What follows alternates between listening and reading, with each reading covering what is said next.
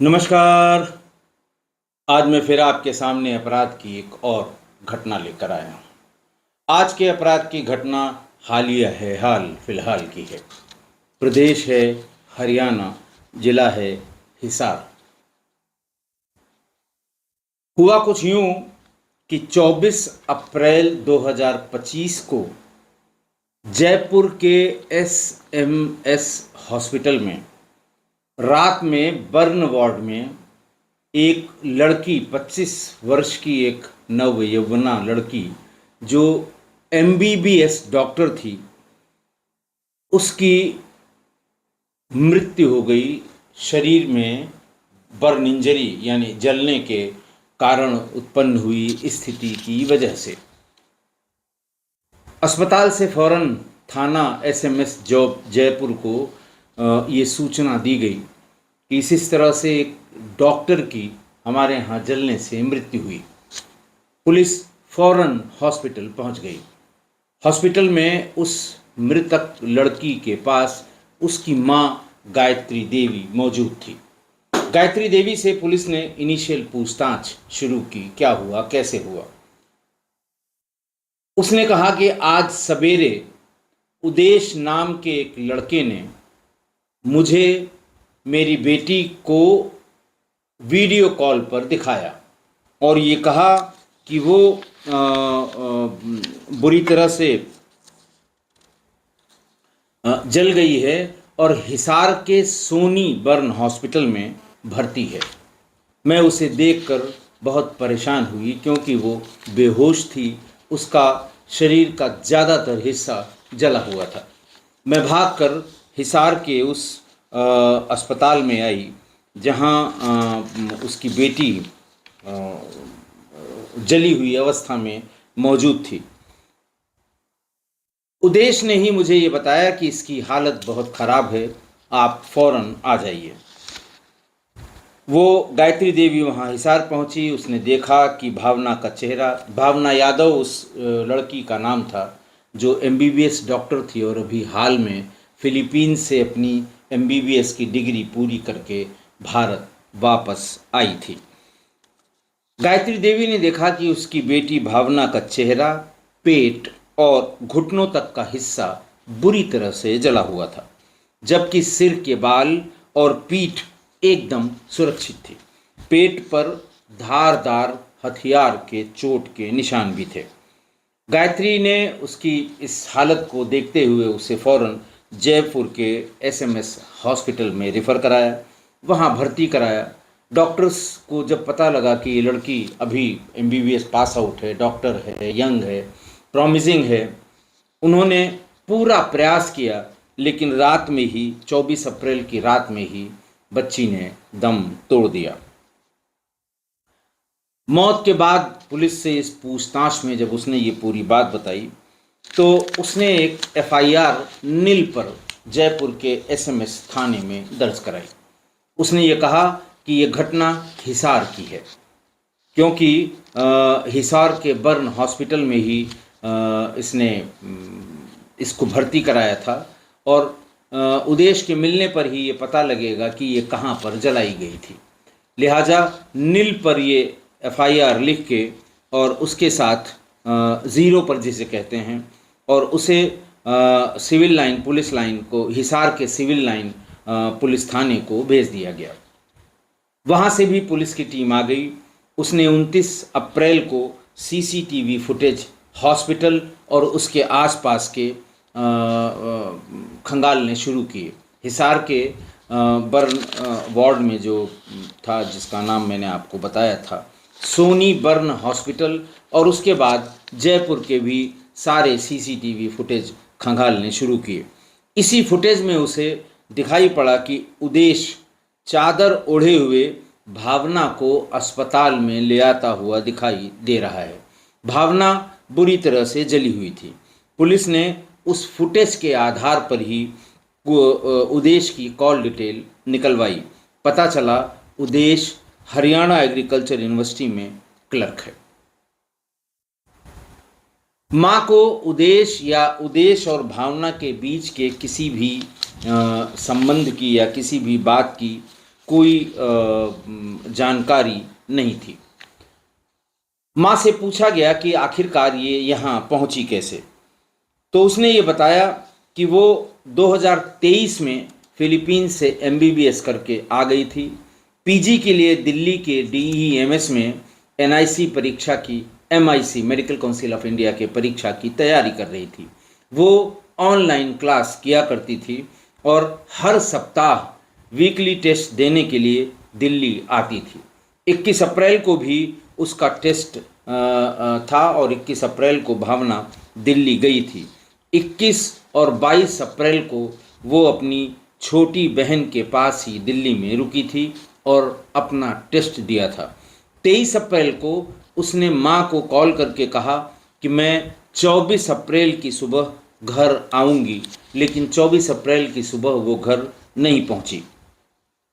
24 अप्रैल को ही उदेश ने उसकी माँ को यानी गायत्री देवी को कॉल किया और उसने कहा कि मेरा नाम उदेश है और भावना किसी वजह से जल गई है और हिसार के सोनी बर्न हॉस्पिटल में भर्ती है। उसकी बात पर यकीन नहीं किया गायत्री ने। उसने कहा मुझे वीडियो कॉल से दिखाओ, मेरी ही बेटी है या कोई और है। उदेश ने वीडियो कॉल करके उसके शरीर को जो भर्ती थी उसको दिखाया और माँ को 1 मिनट भी नहीं लगा ये समझने में कि ये उसकी लड़की भावना ही है। और वीडियो कॉल में ही उसकी हालत बहुत ख़राब दिखाई दे रही थी और इसीलिए वो बार बार उदेश कह रहा था कि आप जल्दी से आ जाइए, आप जल्दी से आ जाइए, भावना की हालत बहुत सीरियस है। डॉक्टर से बता रहे हैं कि ये करीब 80% के आसपास जल गई है। मैंने पहले बताया आपको उसकी वीडियो कॉल पर अपनी बेटी की हालत देखकर वो हिसार पहुंची। हिसार में उसने डॉक्टरों से बात की। डॉक्टरों ने बताया बहुत सीरियस है। ये भी बताया कि 70 से 80% के आसपास बर्न इंजरी है और पेट पर धारदार हथियारों के निशान, चोट के निशान भी हैं।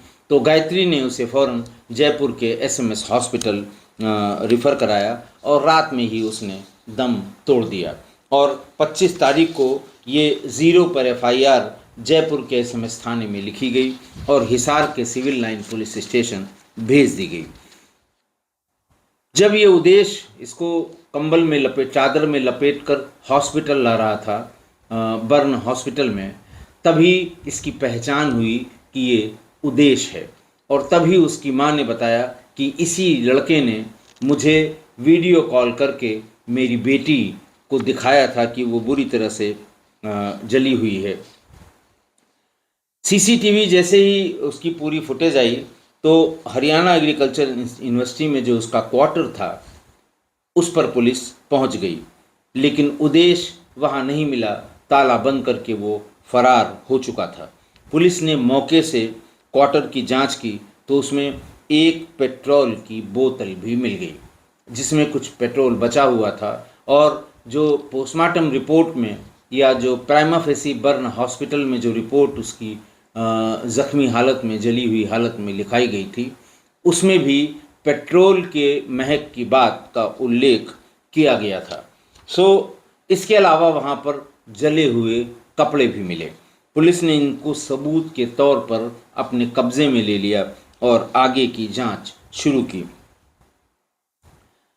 25 से 30 तारीख हो गई, लेकिन जब कोई कार्रवाई नहीं हुई तो डॉक्टर भावना के परिजन 30 अप्रैल को एसपी शशांक कुमार, जो हिसार के एसपी थे, और वहाँ के जो डिस्ट्रिक्ट कलेक्टर थे, डीसी, उनसे मिले। भावना की माँ गायत्री देवी ने बेटी को न्याय देने की मांग की थी।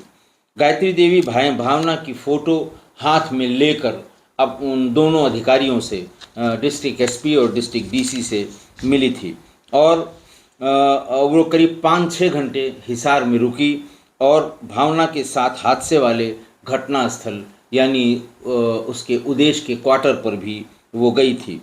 वहाँ जांच अधिकारी एसएचओ कविता, जो एसएमएस थाने की, जो सिविल लाइन थाने की जो इंचार्ज थी, वो कविता ने भी उनसे बात की गायत्री देवी से और उसी के बाद सिविल लाइन थाने में उसने पुलिस के समक्ष अपना बयान भी दर्ज कराया। फिर 1 मई को जब सारे साक्ष्य सब चीज़ें इकट्ठा हो गईं तो 1 मई को पुलिस ने इसका खुलासा किया। खुलासे का मुख्य आधार ये भी था कि भावना और उदेश का अफेयर था और भावना की मां ने भावना के फ़ोन के सारे चैट पुलिस को उपलब्ध करा दिए थे। पुलिस ने जो चैट उपलब्ध कराई गई, यानी 23 में आई थी, 23 में आने के थोड़े दिन बाद से लेके और करीब पिछले 8-10 महीने में जितनी भी बातचीत उदेश और भावना के बीच हुई थी, वो पूरी चैट हिसार के सिविल लाइन पुलिस को सबमिट कर दी भावना की मां ने। और उससे ये बात स्पष्ट हो गई कि इन दोनों में बहुत निकटता थी, दोनों में बहुत पुराने प्रेम संबंध थे। जब वो फिलीपींस गई थी उसके पहले के, तब वो न एमबीबीएस के लिए उसने एडमिशन टेस्ट दिया था और न ही किसी नौकरी में उद्देश्य लगा था, तब के इन लोगों के संबंध थे। और वापस आने के बाद वो जो संबंध थे वो रिन्यू हो रहे थे। उन दोनों में आपस की जो खींचतान थी, आपस की बातचीत थी, प्यार की बातें भी थी और एक दूसरे के प्रति शंका के दृष्टिकोण वाली बातें भी थी। ये सारी चैट उपलब्ध कराने के बाद पुलिस इस निष्कर्ष पर पहुंची कि उदेश हर हाल में भावना से पीछा छुड़ाना चाहता था और शायद इसी वजह से उसने भावना को जिंदा जलाकर मार दिया हो। हालांकि उदेश बार बार यही कहता था कि मेरे कमरे में आई थी, बातचीत हो रही, हीटेड आर्गूमेंट्स हुए, उसके बाद जिद्दी थी वो, जिद में उसने पेट्रोल जो पेट्रोल जो रखा हुआ था उसे अपने ऊपर छिड़क कर उसमें आग लगा ली। लेकिन वो इस बात को नहीं बता सका कि पेट्रोल ये आया कहाँ से, क्या डॉक्टर भावना उस पेट्रोल को अपने साथ लाई थी या उसको ये पता था कि इस कमरे में जिसमें उसकी रिहाइश है उसमें पेट्रोल कहाँ रखा रहता है, या शीशी को देखकर उसने कैसे पहचान लिया कि ये पेट्रोल है। इन सब बातों का जवाब उदेश नहीं दे पाया और इसीलिए पुलिस ने उसे गिरफ्तार कर लिया। उदेश शादीशुदा था और उसकी 2 बहनें, राजस्थान में ही उनकी शादी हुई थी। उदेश भावना के ताऊ की लड़की चंचल उसका देवर था। उदेश मृतक डॉक्टर भावना के ताऊ की लड़की चंचल, सगे ताऊ की लड़की चंचल का देवर था और इसी रिश्ते की वजह से इन दोनों का एक दूसरे के घर बहुत आना जाना था, पहले से ही आना जाना था। और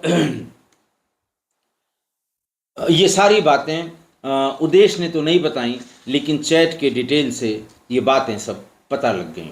आगे की बात ये भी पता लगी कि वर्ष 2001 में भावना के पिता हेमंत यादव की एक एक्सीडेंट में डेथ हो गई थी। उस समय भावना 15 महीने की थी और उसकी छोटी बहन 3 महीने की अपनी माँ गायत्री देवी के गर्भ में थी। उस समय वो गायत्री देवी सिर्फ हाउसवाइफ थी। उसने हिम्मत नहीं हारी। उसने पहले अपनी पढ़ाई की, पढ़ाई करने के बाद नौकरी की, नौकरी के बाद अपने दोनों बच्चियों को शिक्षा देने में उसने कोई कोताही नहीं की। अपनी सारी कमाई और जो कुछ भी वो किसी से मांग के या उधार लेके, लोन लेके, उसने दोनों बच्चियों को सर्वोच्च शिक्षा दी। और इसी में आप जानते हैं फिलीपींस में गई है, प्राइवेट हॉस्पिटल में गई होगी, प्राइवेट मेडिकल कॉलेज में, पैसा बहुत लगता है। लेकिन ये सब करके भी गायत्री ने भावना को फिलीपींस भिजवाया और लाखों रुपए खर्च करके उसकी एमबीबीएस की पढ़ाई पूरी कराई। आज की घटना, मृतक डॉक्टर भावना यादव की मां गायत्री देवी एक बहुत ही जुझारू और पूजनीय मां थी, पूजनीय महिला थी, जो झंझावातों से बाहर निकल कर आई। अब आप सोचिए कि किसी महिला का पति उसकी यौवनावस्था में, जबकि एक बेटी उसकी 15 महीने की और एक बेटी 3 महीने की गर्भ में, तब वो विधवा हो गई। उस समय उसके पास जरिया मांस यानी रोटी का कोई जुगाड़ नहीं था। उसने मेहनत करके, उसके मायके वालों ने भी मदद की, लेकिन पढ़ाई की, घर बैठ के उसने किसी का दिया हुआ नहीं खाया। पढ़ाई पूरी की, पढ़ाई के बाद नौकरी के लिए अप्लाई किया, सरकारी नौकरी मिली और फिर उस नौकरी से उसने बच्चों की पढ़ाई आगे शुरू की। तो वो बहुत ही जुझारू और पूजनीय महिला थी, पूजनीय माँ थी। और जिसको कहते हैं ना, ज़माने से, समाज से लड़कर वो आगे आई और उसने अपने बच्चों के भविष्य के लिए अपना सब कुछ कुर्बान किया। पूरी मेहनत और लगन से उनको पढ़ाया, यहाँ तक कि बेटी को फिलीपींस भेजकर वहाँ से उसे एमबीबीएस कराया। फिर पीजी के लिए दिल्ली में एमसीआई की परीक्षा की तैयारी के लिए कोचिंग कराई। और ये बात यहाँ जानना ज़रूरी है कि फिलीपींस जाने से पहले भावना का जिस लड़के से प्रेम संबंध था उससे वो लगातार संपर्क में बनी रही। इसी बीच लड़के की नौकरी हरियाणा एग्रीकल्चर यूनिवर्सिटी में क्लर्क के पद पर लग गई। और अगर उस हरियाणा के परिवेश में अगर लड़के की नौकरी लग गई है तो शादी बिल्कुल तुरंत ही होनी है। घर वालों ने जिद करके उसकी शादी भी कर दी कि अब किस बात का इंतज़ार, अब तुम नौकरी भी कर रहे हो। हालांकि जो चैट से स्पष्ट हुआ कि शादी के लिए भावना ने उसे मना किया था, लेकिन शायद उदेश ने ये मन बना लिया था कि 5 साल कौन इंतज़ार करता है और क्यों इंतज़ार करे। वो लौट के आएगी, डॉक्टर होके आएगी, अपने काम में लग जाएगी। मैं क्लर्क ठहरा, क्यों मैं इसका इंतज़ार करूं। और फिर घर वालों की बात मानकर उसने शादी कर ली। वो वहाँ कोर्स करने गई थी भावना, उसे लौटना ही था, वो लौट आई।